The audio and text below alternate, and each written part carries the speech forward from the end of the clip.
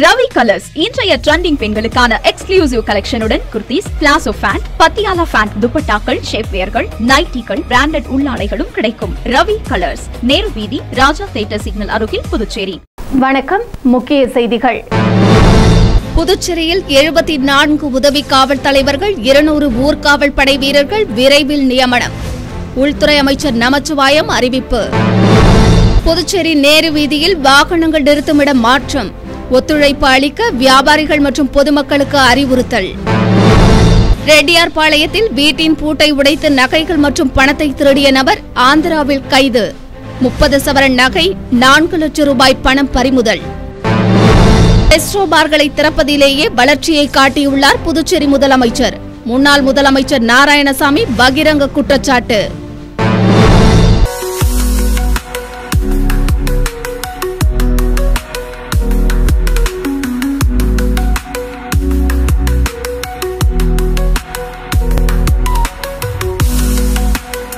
இனி விரிவான செய்திகள்.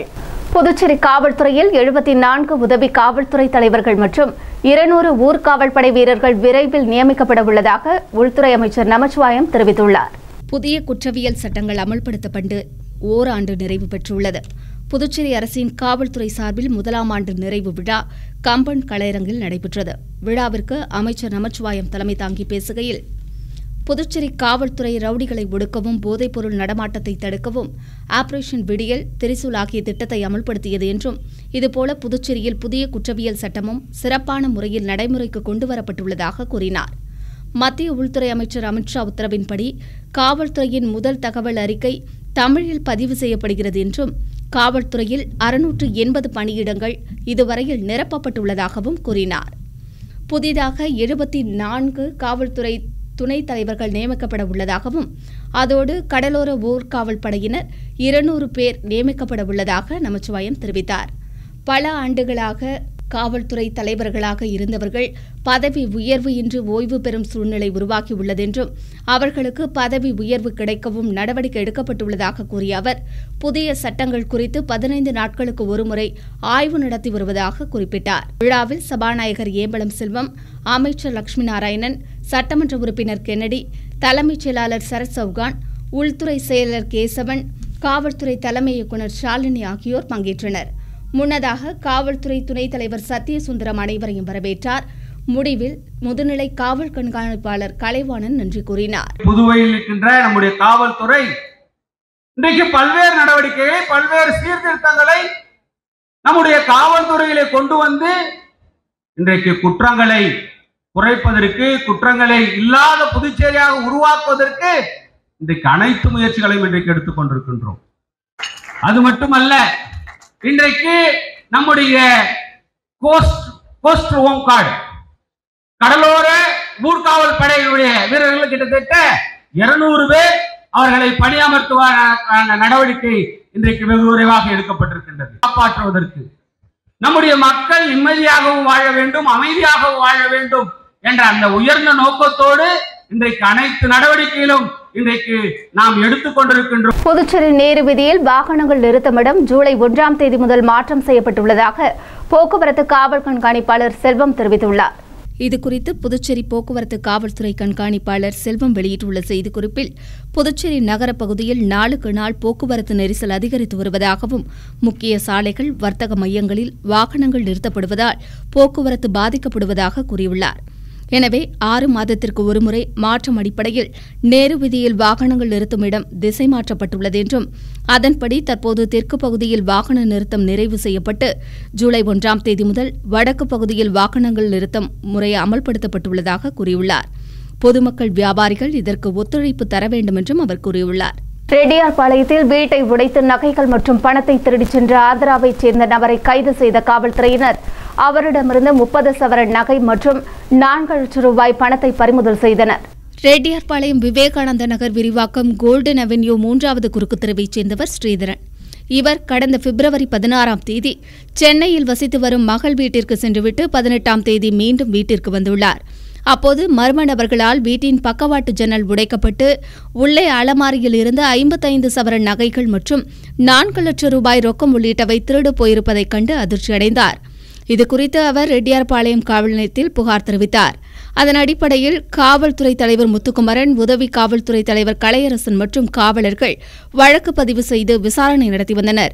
அதில் வீட்டை உடைத்து நகைகள் மற்றும் பணத்தை திருடிச் சென்றது ஆந்திர பிரதேசத்தைச் சேர்ந்த துவாரபுடி வெங்கடேஸ்வர ரெட்டி என்பது தெரியவந்தது. இதையடுத்து ரெட்டியார்பாளையம் காவலர்கள் கடந்த 23ஆம் தேதி ஆந்திர பிரதேசம் விஜயவாடா ரயில் நிலையம் அருகே பதுங்கியிருந்த துவாரபுடி வெங்கடேஸ்வர ரெட்டியை கைது செய்து புதுச்சேரி அழைத்து வந்தனர். அவனிடம் நடத்தப்பட்ட விசாரணையில் சென்னையிலிருந்து வாடகை காரில் புதுச்சேரிக்கு வந்த வெங்கடேஸ்வர ரெட்டி ஸ்ரீதரன் குடும்பத்துடன் வெளியூர் சென்றிருப்பதை அறிந்து முகமூடி அணிந்து கொண்டு வீட்டின் ஜன்னலை உடைத்து உள்ளே சென்று நகைகள் மற்றும் பணத்தை திருடிச் சென்றது தெரியவந்தது. இதையடுத்து கைது செய்யப்பட்ட இவர் மீது ஆந்திரா, கர்நாடகா, கேரளா, தெலுங்கானா, கோவா உள்ளிட்ட மாநிலங்களிலிருந்து 18 வீடுகளை உடைத்து திருடிய வழக்குகள் உள்ளன. மேலும் திருடிய பணத்தை நேபாளம் மற்றும் இந்தியாவில் உள்ள சுற்றுலா தலங்களுக்கு சென்று ஆடம்பர செலவு செய்ததுடன் கிரிக்கெட் பந்தயத்திலும் பயன்படுத்தியுள்ளார். இதையடுத்து அவரிடமிருந்து ஹைதராபாத், ராஜமுந்திரி ஆகிய பகுதிகளில் பதுக்கி வைத்திருந்த 30 சவரன் நகைகள், 4 லட்சம் ரூபாய் ரொக்கம், வீட்டை உடைக்க பயன்படுத்திய 2 இரும்பு கம்பிகள், முகமூடி உள்ளிட்டவைகளை காவல்துறையினர் பறிமுதல் செய்தனர். பின்னர் அவரை நீதிமன்றத்தில் ஆஜர்படுத்தி காலாப்பட்டு மத்திய சிறையில் அடைத்தனர். இந்த வழக்கில் பல்வேறு மாநிலங்களுக்கு சென்று குற்றவாளியை பிடித்து திருட்டுப் பொருட்களை மீட்ட காவல்துறை தலைவர் முத்துக்குமரன், உதவி காவல்துறை தலைவர் கலையரசன் மற்றும் வடக்கு குற்றப்பிரிவு காவலர்கள் ராஜேஷ், ஜெயக்குமார், ஹரிகரன், கோவிந்தன், கந்தவேல், சஞ்சய்குமார், இசைவேந்தன், சுபாராவ், நிர்மல், துர்கா பிரசாத் ஆகியோர் அடங்கிய குழுவை முதுநிலை காவல் கண்காணிப்பாளர் கலைவாணன் பாராட்டினார். முயற்சியில் இப்போ பார்த்தீங்கன்னா கடந்த 24ஆம் தேதி, ஜூன் மாதம் 24ஆம் தேதி அவரை வந்து நம்ம விஜயவாடா ரயில்வே ஸ்டேஷன் கிட்ட இருந்து நம்ம அரெஸ்ட் பண்ணியிருந்தோம். அக்யூஸ்டோட பேர் பார்த்தீங்கன்னா துவாரபுதி வெங்கடேஸ்வர ரெட்டி, 34 வயசு. இவர் ஈஸ்ட் கோதாவரி டிஸ்ட்ரிக்ட், ஆந்திர பிரதேஷை சேர்ந்தவர். இவரை பாண்டிச்சேரியில் இதுதான் முதல் முறை. பட் கேரளா, கர்நாடகாவில் இவர் மேலே கிட்டத்தட்ட 18 கேசஸ் வந்து இது மாதிரி ஹவுஸ் பர்க்லரி கிட்டே இருக்குது. இவர் பார்த்தீங்கன்னா சென்னைக்கு வந்துட்டு சென்னையிலேருந்து ஒரு வாடகை கார் எடுத்து பாண்டிச்சேரி வந்து ஒரு 3 நாட்கள் வேறு வேறு ஹோட்டலில் தங்கியிருந்து யாரும் இல்லாத வீட்டை ஐடென்டிஃபை பண்ணி, இந்த வீட்டை ஐடென்டிஃபை பண்ணி ஜன்னல் மூலியமாக உள்ளே வந்து அப்புறம் வந்து அல்மீராவை உடச்சி வந்து இவர் திருடி இருக்காரு. திருடின காசை பார்த்தீங்கன்னா அங்கேருந்து இவர் போய் இவர் குடும்பத்து கூட கிட்டத்தட்ட நேபாள் மற்றும் பல்வேறு சுற்றுலா தலங்களுக்கு இவர் சென்றிருக்கார் இந்தியா முழுவதும். அது மட்டும் இல்லாமல் இவர் பார்த்தீங்கன்னா இவர் இந்த மாதிரி பண்ணுற காசில் வந்து டூர் போகிறது ப்ளஸ் ஆன்லைனில் வந்து இந்த கேமிங் ஆப், கிரிக்கெட் பெட்டிங், இதிலெல்லாம் வந்து இந்த இதிலேருந்து வந்த காசை வந்து இவர் வந்து பயன்படுத்தியிருக்காரு. கேஸுக்காக வந்து உழைச்சு இந்த உண்மையான நபரை கண்டுபிடிச்சி வந்து ரெக்கவர் பண்ணியிருக்காங்க. மிகவும் பாராட்டத்தக்கது. அவர் எல்லாருக்கும் என்னோட வாழ்த்துக்களை தெரிவித்துக்கிறேன். மற்றும் மக்கள் அனைவரையும் நான் வந்து வேண்டிக்கிறது என்னென்னா, இந்த மாதிரி வெளியூர்களுக்கு நீங்கள் செல்லும்போது பக்கத்தில் இருக்க போலீஸ் ஸ்டேஷனில் ஒரு தாட்டி இன்ஃபார்ம் பண்ணிட்டு போங்க.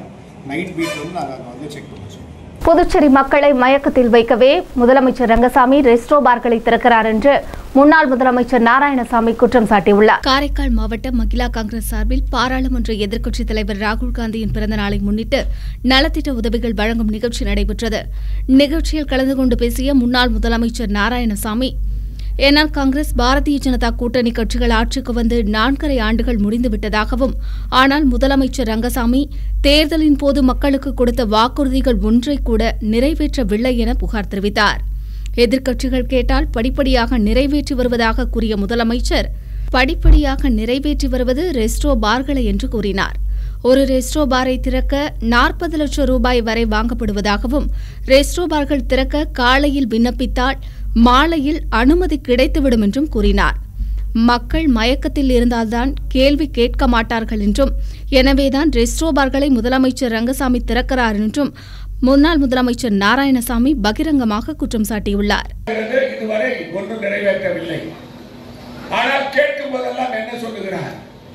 நான் எல்லாவற்றையும் நிறைவேற்றி வருகிறேன், படிப்படியாக நிறைவேற்றி வருகிறேன் என்று கூறுகிறார். உங்களுக்கு தெரியும் என்ன படிப்படியாக நிறைவேற்றுறாரு?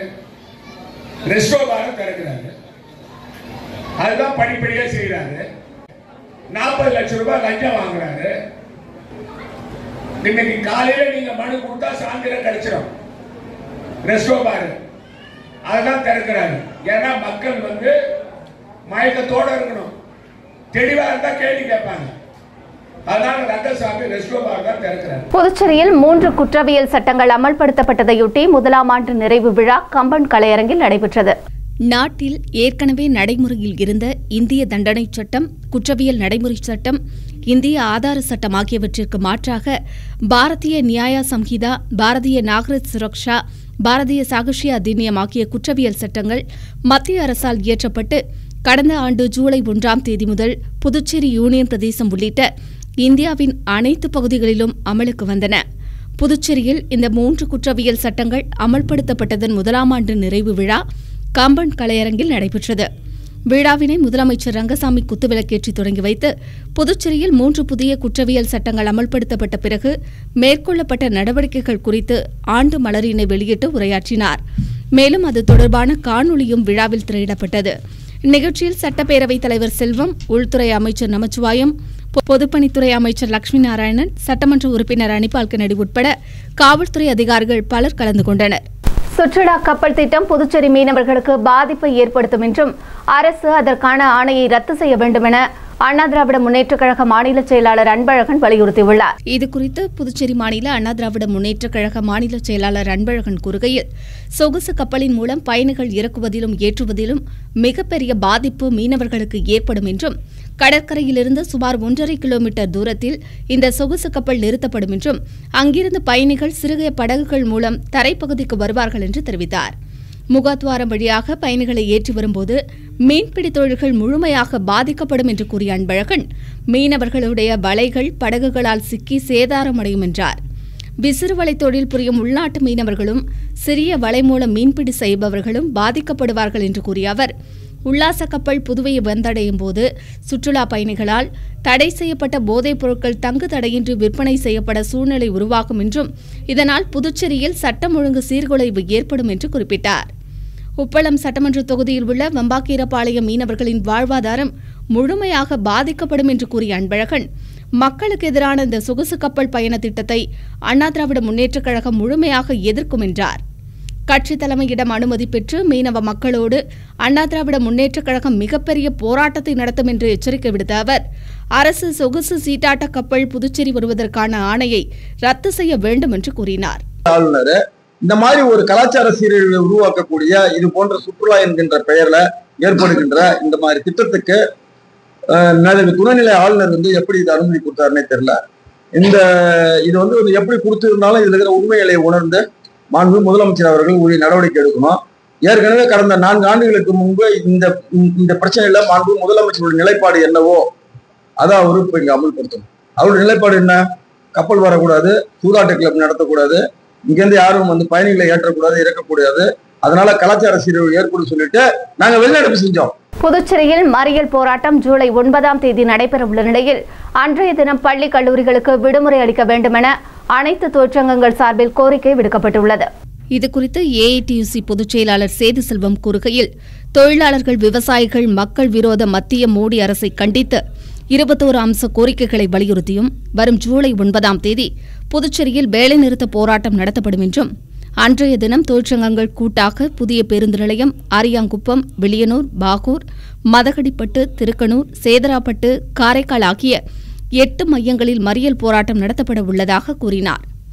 புதிய தொழிலாளர் சட்டங்களை திரும்பப் பெற வேண்டும், தொழிலாளர்களுக்கு குறைந்தபட்ச ஊதியமாக 26,000 ரூபாய் நிர்ணயிக்க வேண்டும், ஒப்பந்த தொழிலாளர்களுக்கு சம வேலைக்கு சம ஊதியம் வழங்கிட வேண்டும், பழைய ஓய்வூதிய திட்டத்தை திரும்பவும் அமலாக்க வேண்டும் என்றும், புதுவையில் அமைப்பு சாரா தொழிலாளர்கள் நல வாரியத்தை உரிய நிதி ஒதுக்கி செயல்படுத்திட வேண்டும், மூடப்பட்டுள்ள பஞ்சாலைகள் மற்றும் செயல்படாமல் உள்ள பாசிக் பாப்ஸ்கோ போன்ற அரசு சார்பு நிறுவனங்களை திறந்து திறன்பட நடத்தி புதிய வேலை வாய்ப்புகளை உருவாக்க வேண்டும் என்பது உட்பட 21 அம்ச கோரிக்கைகளை வலியுறுத்தி இந்த பந்த் போராட்டம் நடத்தப்படும் என்றார்.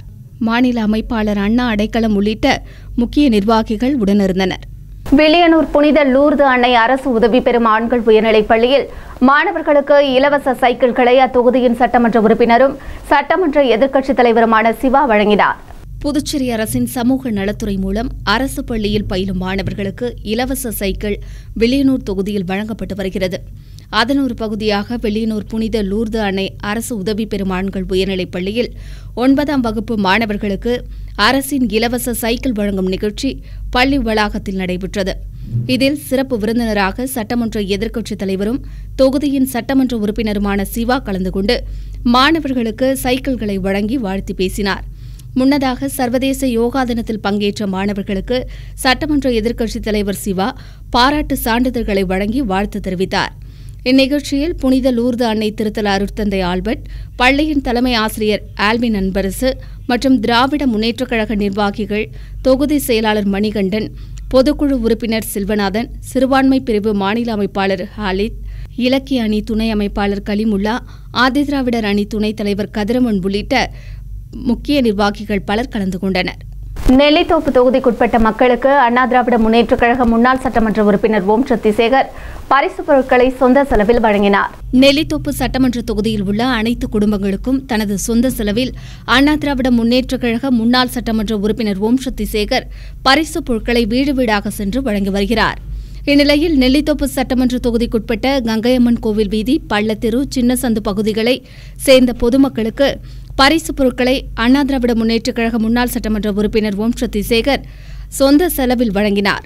அப்போது தொகுதி நிர்வாகிகள் பிரபு, தம்பா, ஐயனார், அருள், ராஜசேகர் மற்றும் பலர் நிகழ்ச்சியில் கலந்து கொண்டனர். அடுத்து வருவது புதுவையின் இன்றைய தங்கம் மற்றும் வெள்ளி விலை நிலவரம். இன்றைய தங்கம் வெள்ளி விலை விவரம். புதுவையில் இன்றைய தங்கம் வெள்ளி விலை விவரம் வழங்குபவர்கள் முத்து கோல்ட் ஹவுஸ், பாண்டிச்சேரி. தங்கம் 1 கிராம் 9,020 ரூபாய். இன்றைய தங்கம் வெள்ளி விலை விவரம். வெள்ளி 10 கிராம் 1,200 ரூபாய். இத்துடன் ஏஎம்என் செய்திகள் நிறைவடைந்தன. வணக்கம். புதுச்சேரி உங்கள் ஏஎம்என் டிவி செய்திகளை யூடியூபில் உடனுக்குடன் காண ஏஎம்என் டிவி பாண்டிச்சேரி சேனலை சப்ஸ்கிரைப் செய்யுங்கள். பெல் பட்டனை மறக்காமல் கிளிக் செய்யுங்கள்.